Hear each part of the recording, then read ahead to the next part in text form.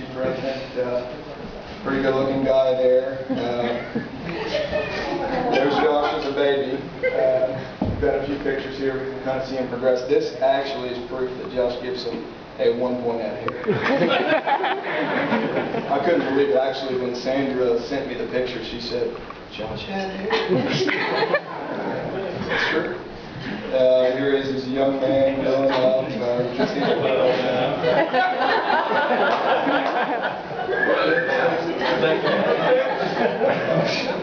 So, to my understanding, Josh, is this true? You were one of the leading receivers at your high school, is that correct? Indeed, yeah. So Josh is the all-time leading receiver at his high school. That's pretty impressive. Well, there he is. I would have never guessed by looking at him, but... So Dr. DeSantis mentioned Josh comes from West Virginia. We know not much good really comes from West Virginia. Few names I can think of, Patrick Patterson would probably be number one. Yingling Roger is definitely number two. And then the mullet. That's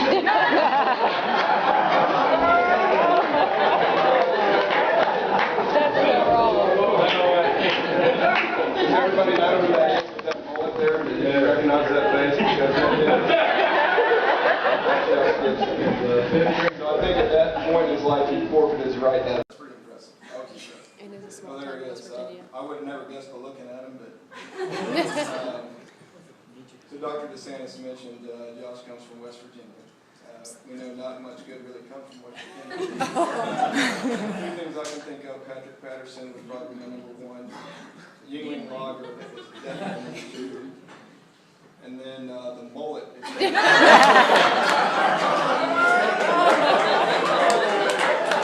That's so wrong. Everybody knows that mullet there? Do you recognize that face? So I think at that point in his life, he forfeited his right to have a head of hair. Now Josh is, as I mentioned, we've all heard he was a great leader, and I must say it's led by his actions. Mainly because nobody ever said a damn word the guy said. The mumbling gibberish that came out of this guy's mouth, if it weren't for text messages, there's no way you could have a conversation on that. Just hang up the phone and text him, you know? Anybody who watched Seinfeld knows who this is. This is the low talker, but actually, Shiv gave me a better idea.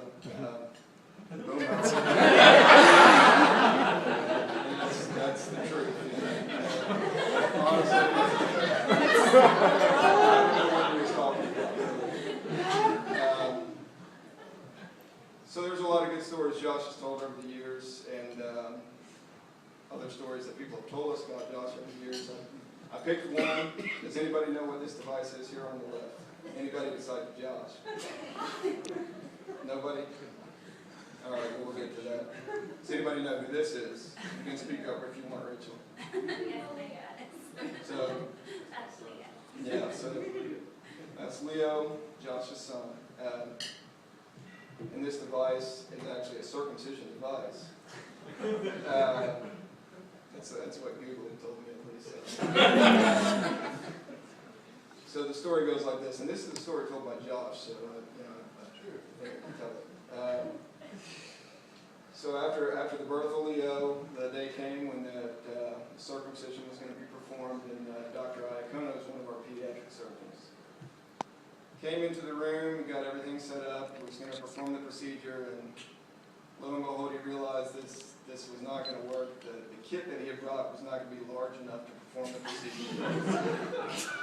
So he had to go back to the supply room and get the big boy kit. So you got to imagine the pride, you know, Josh must have been filled with pride thinking about the stories he could tell this story. And Leo would have some great stories for his friends as well. There was one hitch here with Josh because it was at that moment that he knew there was absolutely no way he was the father.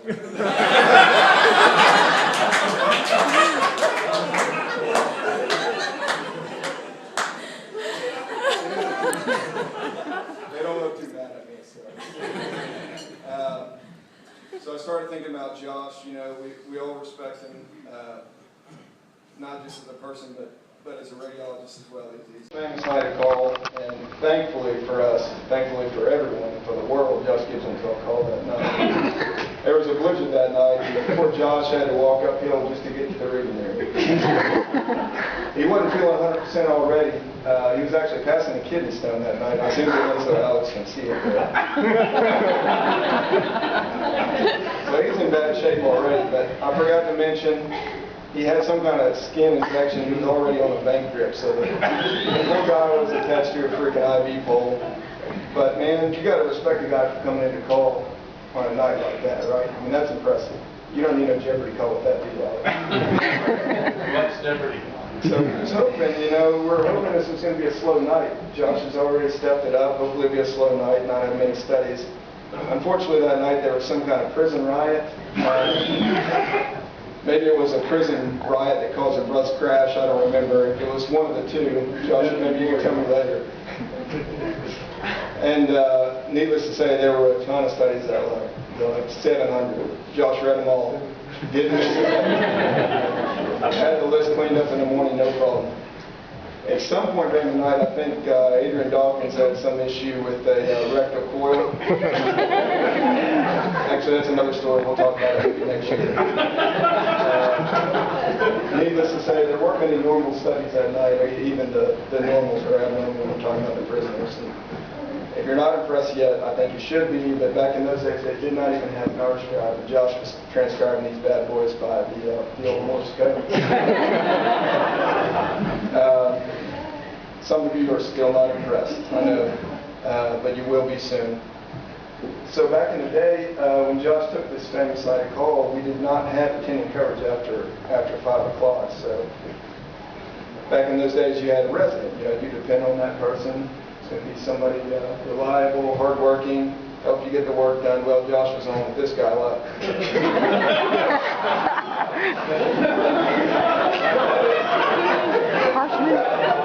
Lester.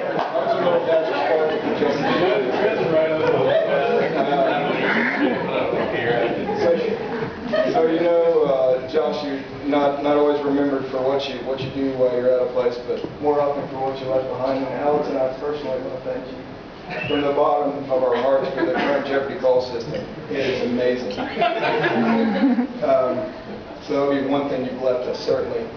And the second thing is Josh, as we mentioned, he comes from Marshall. And thankfully, man, I'll tell you, I'm really thankful for this. He's established kind of a pipeline where we keep getting these residents from Marshall. It's been great. And I really want to thank him for these guys. It's awesome. Applicants. So I actually interviewed when I was trying to get into medical school. I interviewed with Brian. And he was actually the one who called me on the phone a couple days later to tell me I got in. So one of the best days of my life I owe to Brian. I thank you for that. That was great, man. But You can stop right there. I would never have known that 8 years later, as fate would have it, that he would almost derail my career when he bailed on the musculoskeletal fellowship. Almost caused it to be dissolved. So it was kind of full circle. But I still thank him. And in seriousness, Brian is. I don't know if it was mentioned, he completed a residency in emergency medicine, came and did radiology. He's a great doctor. Got a lot of respect for him. He's the guy you want taking care of you, be it clinical or from a radiological standpoint. You want Brian taking care of you. I enjoyed the time I got to spend with Brian this year. Probably in the last 6 months or so, I haven't seen much of him at all. And I trace it back to this one fateful NeuroCase conference. Sometime in February. I don't remember if it was Dr. Al-Hajri or Dr. Escott, but man, I don't think it went well for the seniors that day. It was kind of crash and burn, but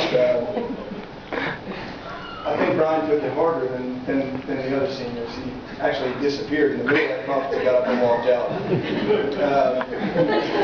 After conference, we found him in the resident library. He was shuffling through some textbooks, looking rather disheveled, talking about how he was doomed to fail. So at that point, the panic button had been struck. But what happened next was nothing short of brilliance. So back in the day, the seniors used to get, you would not see the seniors during their last 6 months of residency. They studied, right? That's what they did. So Brian was not going to be derailed. So I'll be damned if I'm not going to study this last 6 months. So I got a little time left on that.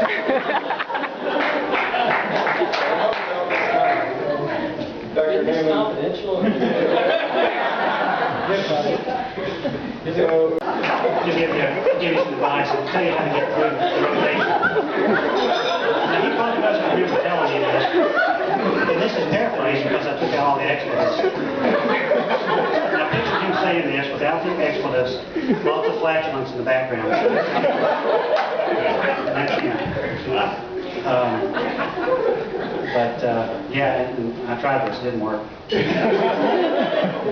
Dr. Capasso actually came up with a condition. Jay was so good at being invisible, Capasso came up with the word Thackereitis. That just means you're nowhere to be found anywhere at any time. This one has work to be done. So I was lucky enough to get some of Vesicles before he left his video equipment. Let me just, for some reason, everybody knows I'm terrible with PowerPoint, so I just have a video here. This is the hidden camera with his exit interview. The video's a little shoddy, and the sound isn't that great either, but... Hey, Jay. It is. Glad you could come by for your exit interview. It was tough getting you. You should check your pager. Must not be working. Yeah, not working. That's probably what's wrong. Let's get this going. I have to go see a man about a dog. Okay. How's your time in the program been? Hard and long, but I wouldn't have it any other way. Bill is carrying her, I guess. Anyhow, are we done? I'm bidding on some rods and pistons and need to check on them. Super. What would you say was your biggest accomplishment during your 4 years with us? Hell, that's easy. During my 4th-year interventional rotation, I was able to avoid godforsaken neurological IRM for the entire month. Some of it, now that's the record, it won't be tough. Adios, nothing. Kudos, I suppose. Conversely, what was your biggest failure? I guess it would be spending time in neurological IRM during my other interventional rotation. I've not yet learned how to become invisible, I suppose. We are glad you will be staying with us in the emergency division. What led you to the decision to stay? I lost me some money. Also, I love my diesel trucks. I wish I need money to buy more parts. Simple, really. Did you know the 700 horsepower? It's going to more real soon. Okay, well, we're almost done here. How do you hope to most effectively interact with and teach the residents and students when you are attending? As little as possible, but I will tell them to keep the hell up. If they don't, I will give them a swift kick in the ass. And keep up after that. Also, they'll learn real fast how I like my coffee. It's good you are familiar with the emergency department already. You will know most of the emergency medicine physicians already. That's not a good thing at all. I don't care really. You just have to take it easy and don't worry about this for the rest of my life. Okay, see you July 1st. Well, whatever, but I've got to go set out my tomatoes and corn. Okay,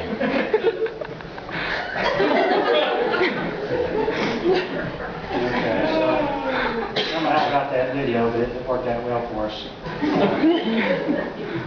So, the next, and this one really was difficult, because how do you talk about a guy who's basically perfect, right? I heard him once compared to Rich Jackson. And anybody that's met Rich knows that he's just a outstanding guy, and Anderson's the same way. He'll give you a shirt off his back, do anything for you. Super guy.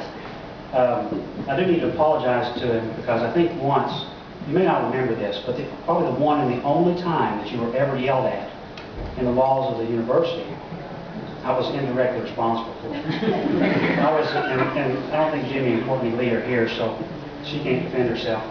I was an intern in surgery on the VA rotation midway through the year. Anderson was on the first year rotation, and Courtney and I rounded. She was my chief resident. Courtney and I rounded. And I was the intern. All I had to do was just go do this and that, pull drains and whatnot. But I did have one task that was a little more involved. I had to get a patient transferred over because it's the VA. There's no radiologist on the weekends or in the evenings.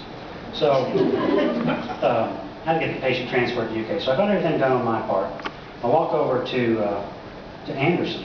He's the first year in the room with Barry Allen. He was one of our locums radiologists. He had just started at that time. So, first year radiologist, resident, and a locums. Didn't really know what was going on. Didn't know how to get things done. So I said, hey, I walk over there and say, hey, can I get a drain place? Because Courtney had felt like that this was something that needed to be done. The patient was getting sick, et cetera, et cetera. So he said, yeah, sure, we'll do it, no problem. So I was like, all right, I got something done. So I walk back over to the VA and tell Courtney that, so yeah, they're going to take care of it. While they just, whenever they get everything ready, they're going to call for the patient. This is 9 o'clock in the morning. Fast forward to 2 o'clock, she comes back in, and I started sweating then because she said, is the drain placed yet? And I said, they haven't called for him yet. And I could just see her blood boiling. She's the sweetest person in the world, but she's a surgeon, so she has a little bit of the spice. So she gets on the phone immediately and calls over to the reading room. Anderson answers the phone. She lays into him for 5 minutes straight. Poor guy. I couldn't see him, but I think. Thanks. I usually don't wear underwear, but I thought I should since we will be in this sauna together for a while. Well, let me get through a few canned questions and then we can speak freely about whatever you would like. What was your biggest accomplishment during your 4 years here? Fathering another child during residency. I would like to point out that I only used 1 week of paternity leave as opposed to one of my colleagues who used several months. How about academic or professional accomplishments? Nothing comes to mind. Okay, what about things that you had hoped to accomplish during residency but were unable to because of lack of time or resistance? I was never really clear as to why we didn't get free lunches once we started. It can't cost that much for Pete's sake. And don't even get me started on the 7 a.m. conferences. I tried to get those cut back to 0 or once per week, but that was going to cut into the attending's points. I gained like 30 pounds because I couldn't go to the gym anymore. Okay, who were some of your favorite faculty? I loved them all. I even liked the old interventional radiologist who accused me of being confrontational and uncooperative when I tried to ask him patient history regarding a consult he was contacted about. I guess he didn't know anything about the patient and got mad because it was embarrassing for him. Full stop. Sorry, that must have been terrible for you. So, what are your plans after you leave here? I'm going back out west. I'm going to find a nice ranch and settle down, get a few hundred head of cattle. I would like to double the size of my family as well, take it to about 30. It will be cheap labor on the ranch. My kids will have plenty to do where we will be living. I've told them that they can throw rocks at the illegals as they cross the border. Not sure why, but Becker has asked if he can visit to help milk some of the cattle. He enjoyed it during his days in vet school. He is an odd chap. Well, you take care, and let me give you this UK hat as a token of our appreciation. Goodbye. Oh, don't forget my appointment in November.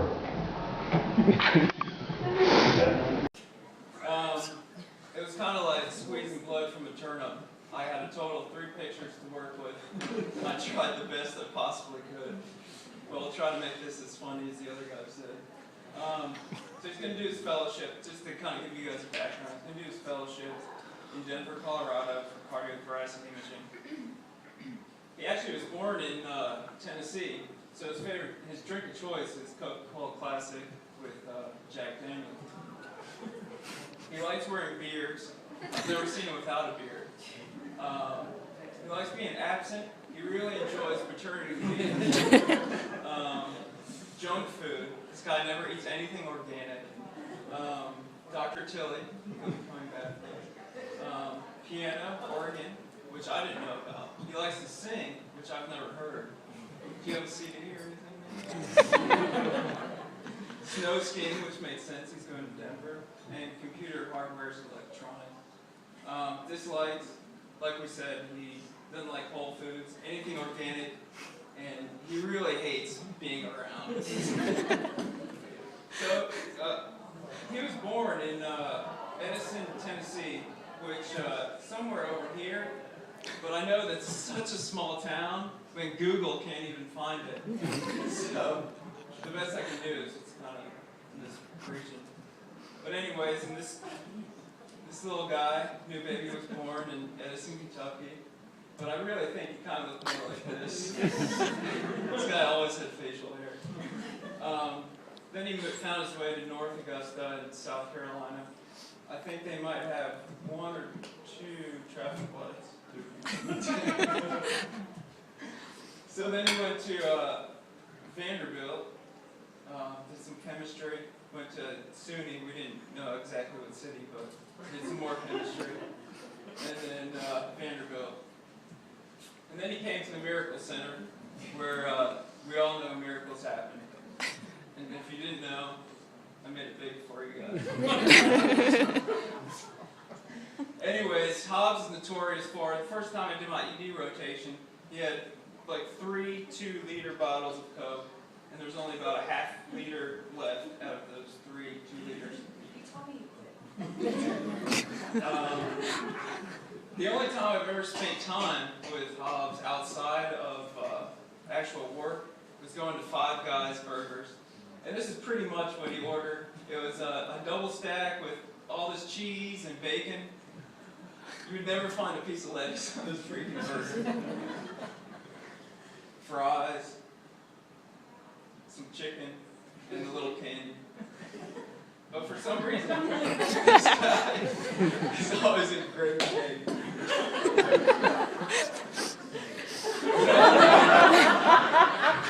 As you guys both know, Hobbs had 2 kids while being in residency. I think one came with a beard. He's a proud father, you know? He looks very proud on this picture. But actually, was he really the father? Here, Hobbs doesn't look like okay. So, thankfully, Maxwell brought in some pictures of Hobbs actually changing forms. You know, about week 14, he looked like this. You know, about week 30, he looked like this. 40, you know, he's getting a little bigger and bigger. So I'm wondering, what's going on with Hobbs here? Well, I think there's only really one explanation. You know, Hobbs is the only guy in this class that's taken over a month paternity leave per child. That's ×2, if you guys don't know. So, the only question to ask is, Hobbs actually in labor? Hobbs, have you?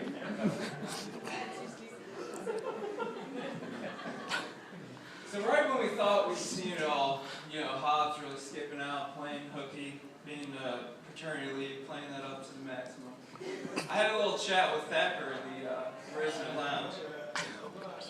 And there's this little thing it's changed its name now, but back when he went, it was called Armed Forces Institute of Pathology. And we like to call it AFIP. Hobbs, you really remember AFIP? The silence tells you all. No, you have no clue. Hobbs is touring the world, doing vacations, doing interviews, playing hooky, and Thacker, thanks, man. I just had to put that picture in, man. It's classic. A little spin, I'll learn that. You're one sneaky. But, you know, we can't get rid of you, man. And we do. Glad you're coming back. So, in July 2013, we're going to have Hobbs join Dr. Winkler, Dr. Brooks, Dr. Achille, and the crowd, all Hobbs. Zoom in. There's actually Shiv's going to do for diagnostic neuro. But Shiv's a lot different than Hobbs. He's always around, he's always present. Everybody knows that he has something on his mind. But I think after doing his residency at UK, his drink of choice is anything alcoholic. We found out that he does like some things. We know he likes soccer. He actually does like coaching soccer.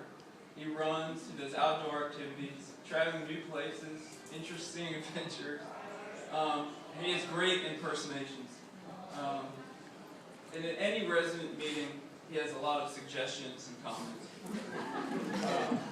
Things he's kind of disliked over the past 4 years. He doesn't really like smiling too much, rainbows. He hates call and IR. He doesn't like bulldogs very much. Administration really gets on his nerves. Clinicians, LPs, and especially evaluations. So here we have Shiv and his mother here.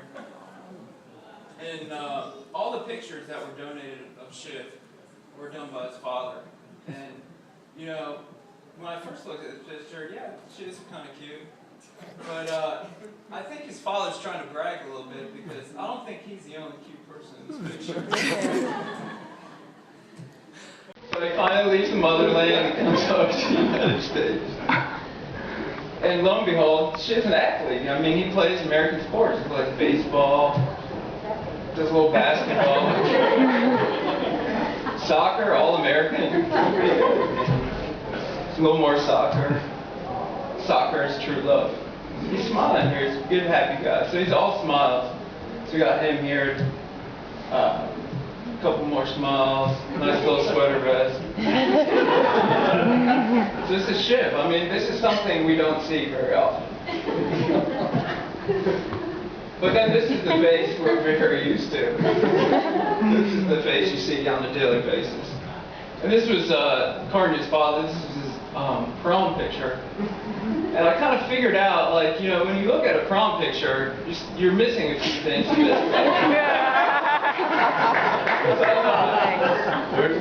One, two. There we go. That solved the problem. So Shiv, he went undergrad at Vanderbilt, did a little graduate school at Northwest, you know, like we all did. And then he came into this. And this is the telltale thing. So this is, for everybody that doesn't know, this is the Radiology 360 Resident Evaluation Form. And it's filled out by everybody who's not a resident or attending. And Shiv, he was bold enough to read this one. Yeah, someone has to be honest. So these kind of forms, you're kind of basically graded unsatisfactory, satisfactory, superior, and then there's all these gradations. And I'm going to kind of go through some key highlights. You know, here's Shiv. You know, he's a real happy guy, champion. He's got his trophy. He's first place. How did he go to number 24? So what I'm going to do is go through a couple highlights of where I think his pitfalls went. So first is the resident treats nursing technical staff with respect and is not condescending. So a couple quotes. I have nothing funny to say about Shiv. He's the angriest. I know. Don't get me started.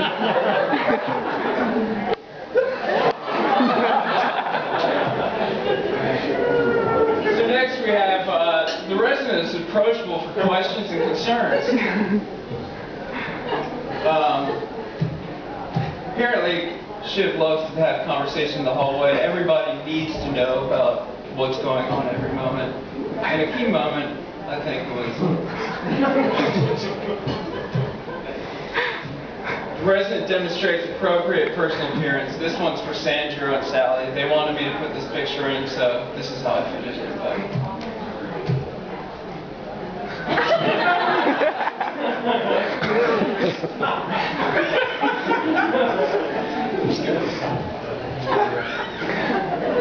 I think that's anything alcoholic fitting. And then finally, the resident exhibits effective listening skills and professional interactions with, notice this in bold and italics, healthcare professionals. Doesn't he know that I'm a doctor?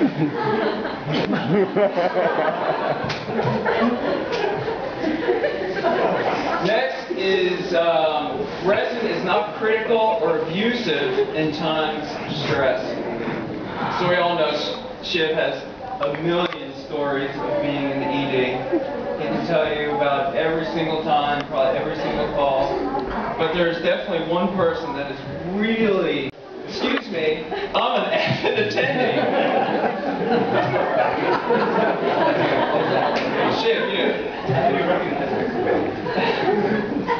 Anyways, just want to say congratulations, Shiv. Keep smiling and best of luck, and Duke. So, you know, I've really enjoyed my time here. You know, a lot of things have changed since we started residency. You know, the one thing everyone's like, oh, Shiv always is going to mention about the free lunch, and yes, you know, we were promised free lunch. And I'll continue to harp on that for a while. And I guess Aaron Bress alluded to the fact that I do some impersonations. So I thought we'd end the proceedings with some impersonations. Actually, I had a nice little skit written out, but these guys actually did a pretty good job of roasting our class, so I think we'll just stick with the impersonations. So, first day of residency, we show up and, you know, we have a new chair. We did an interview with Dr. Rhodes, and we also had a new program director. And we're like, you know, who is this guy? What's his story? So we get stuck in the conference room, and then suddenly, you know, Dr. Brooks walks in. You know, he's all teeth and cowboy boots, and so we're sitting there, and we're like, all right, who is this guy? What's going on? So he's like, so there's an awkward silence. We're all kind of like, you know, sizing each other up. He's probably like, well. I really don't know about these guys. And I think he's thinking this to himself, you know, and we're like, who's this guy with the cowboy boots? He's going to be teaching me radiology for 4 years. What's up with that? So Dr. Brooks is probably one of my favorite persons to imitate, and I don't know if he's ever heard it before. So. And actually, when you weren't looking, I grabbed one of your dictaphones, and it's like, well, let's see how well PowerScribe recognizes my impersonation of Dr. Brooks. So you know, Dr. Brooks, if you work with him, he's got little shortcuts like PowerScribe Fred or PowerScribe Bob. So he'll use those things. So I decided to take a chest X-ray under his dictation, but then I deleted it because I didn't want to do anything bad.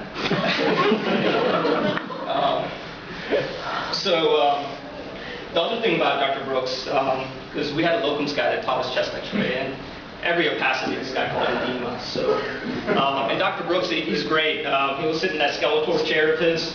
I don't know if you guys have seen it. It's got a spine on it, and you pull up the images. And with Dr. Brooks, it's funny because he'll look at it and stare at it a little bit, you know, contort his face a little bit, like, and then back away, and then sit down, and like he's pleased with himself. And then I'm a first year, and he's like, so what do you think? So I was like, I don't know, because the guy that taught me, the locums guy, called everything edema. I was like, I don't know, edema. So Dr. Brooks, thanks for your advice during my residency, and it's been kind of fun, you know, doing my impersonations of you, even though you really haven't heard it that much. I'm pretty sure the other faculty have heard it. The other one's Dr. Goldstein. Unfortunately, he can't be here. With Dr. Goldstein, I don't really do a great impersonation of Dr. Goldstein. It's more his sayings. What are you, an idiot?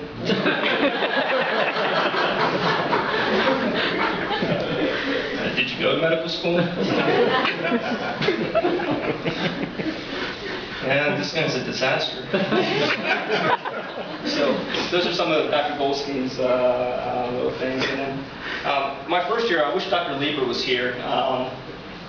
And I was first year, I was eager to make an impression, and I was on fluoro with Dr. Lieber, and we had this barium swallow on this first day on fluoro. I'm like, all right, well, we didn't have power scribe at the time, and he was like, go ahead and dictate this as a normal study. So then, I'm going with the technique, and barium swallow was performed, blah blah blah, and then I was like, findings. I was like, there's no dysmotility, there's no filling defect, there's no stricture. And Dr. Lieber just stops me there. He's like, Shiv, why you say so many words? He's like, just call it novel. So I was like, all right, well, next one we'll do that. So we had another barium swallow. So I was like, well, I think he was joking, but whatever, we'll see. I was like, findings, nominal. Impression, nominal. Ended the dictation. He looks at me like a proud papa. He was like, now that's what I need from you. So that's my Dr. Lieber. And down in nuclear medicine, we had some great guys, and we also had Dr. Oates down there with Drs. Conrad and Dr. Sinha. Dr. Sinha and Dr. Conrad, they're the funniest guys. They're truly genuine, and they mean the best. And Dr. Sinha, everyone just assumes that I can do a Dr. Sinha impersonation. So, to be honest with you, I have to do a great Indian accent. Do a, somewhat of a reasonable impersonation of Dr. Sinha. So this was probably during my second year, and he was talking to me about a rodent problem he was having in his backyard. Because nuclear medicine is some downtime, so we're able to talk about this. He's like, Shiv, you know what? I was like, I don't, Dr. Sinha. And so he was like, I have a rodent problem. I'm like, okay, well, tell me about the rodent problem. He's like, I think it is a gopher. That gopher is eating up my yard. I was like, I'm like, well, what are you doing about it? And he's like, I stand by the window and look to see if I can find that gopher. So I'm like, well, that's good. And he's like, but I can never get it. I was like, well, you're trying hard, maybe you should try an exterminator. He said, that is a good idea. Okay, yeah. And then so he hires this exterminator, and it costs about $200. And Dr. Sinha is a physician, $200, come on, But he's typical Indian. He's like, I had to spend $200 to get rid of a rodent. and to top that, it wasn't just a rodent, it was a skunk.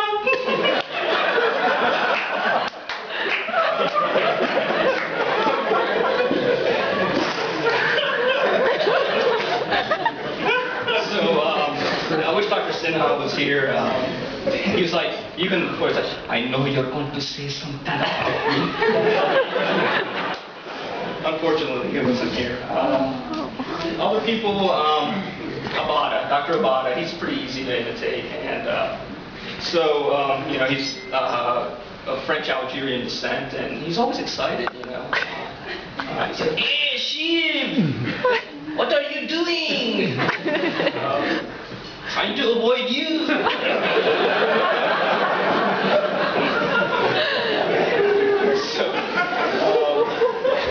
But yeah, I'm not going to go too far into Dr. Abada. I usually don't like imitating people when they're not here.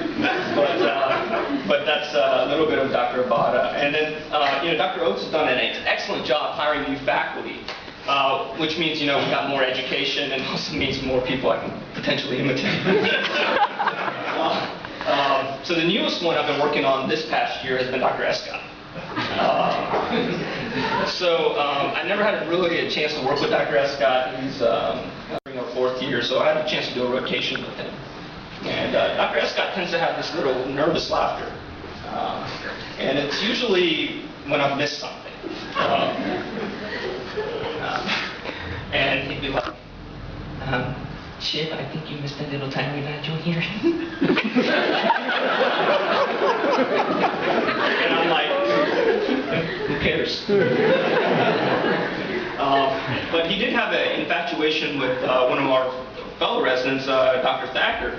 I don't know whether he was intrigued by his accent or whatever, but he was always asking me about Jay. He's like, hey, Shiv, have you seen Jay? No, I don't know about Jay's keyword. No, I haven't seen Jay. And then he goes, well, we had one of these reviews, and he was like, well, of course, it's after 5 o'clock. I would never expect to see Jay Thacker here. So, with that, I know it's getting late, so I think we'll just end with that. So, you know, there were some requests for me to do some impersonations, so I thought I'd just kind of add some in to the festivities. So, again, all the people I didn't get to imitate, it's I can't. You guys just aren't working enough. So, yeah, again, thank the faculty, and you know, thank all my fellow residents, and also, you know, give some thanks out to certain people that can't be here, like Esther Robinson, who's done an excellent job helping us out during our residency, and wherever you are, Esther, you know, a big thanks out to you. And then, I think, and you know, just from a personal note, one of my favorite parts of residency, and maybe these guys can attest to it, is, you know, yes, Dr. Maxwell, we did get beat up on call, we did climb mountains, but even when we climbed those mountains and we got beat up, my favorite part of my residency was seeing Dr. King's face at 6:50, because he was always there, and it was one of my favorite moments. And people say I don't smile. Those are the few times I would smile, because he would always come in and always put a smile on my face, regardless of what kind of night I had. So thank you all. Appreciate it.